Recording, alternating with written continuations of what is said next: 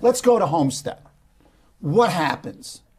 Lay out the history and lay out the various interpretations and tell us what you found here.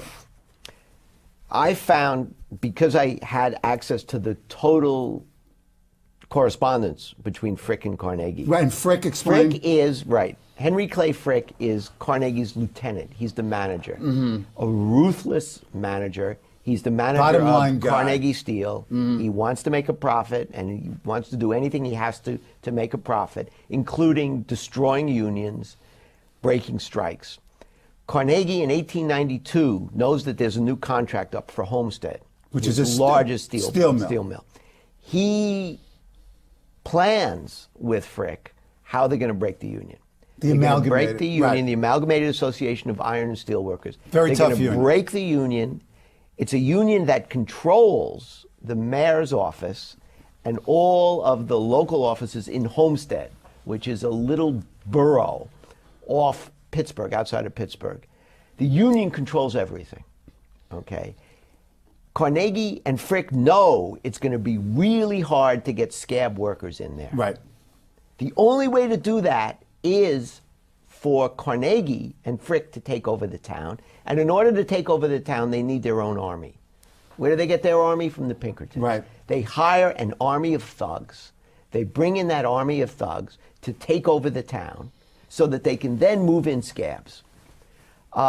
In the Battle of Homestead, several dozen Homestead workers, children, innocent people, citizens of Homestead are injured. Several are killed. It is one of the bloodiest labor conflicts in this country. It's on the front page of every American newspaper, of every European newspaper for weeks on end. Carnegie happens to be in Scotland at the time. He's planned the whole thing. Right. Carnegie says, I didn't do it. And previous work on Carnegie seems to have bought his. Right. How did you find out that he lied? Well, you went to correspondence. I found out two things. First, none of the other biographers have ever gone to Pittsburgh and read through the microfilm of the newspapers. If you read through newspapers, you discover that 3 years earlier, Carnegie had done the exact same thing at his other steel mill. He had brought in Pinkertons to break a strike. So I know, and everyone in Pittsburgh knows, this is his modus operandi. Right. This is what he does to break strikes.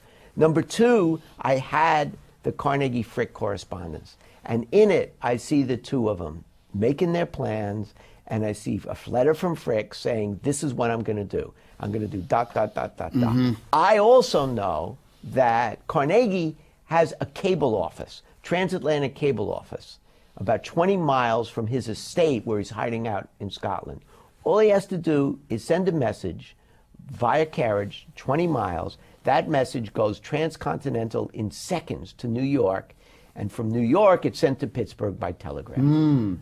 So he's playing the Pontius Pilate, but not. Exactly. He's an hour away from Frick. He's in continual communication with Frick. At any time, he can say to Frick, I don't want the Pinkertons. And he does. I very much wanted to find out that he was not responsible for Homestead. Right, okay. No, I really wanted to believe. Yeah. Okay. I wanted to believe that Frick was the bad guy. Right. And that Carnegie, as he said in his autobiography, if I were there, it would have been different.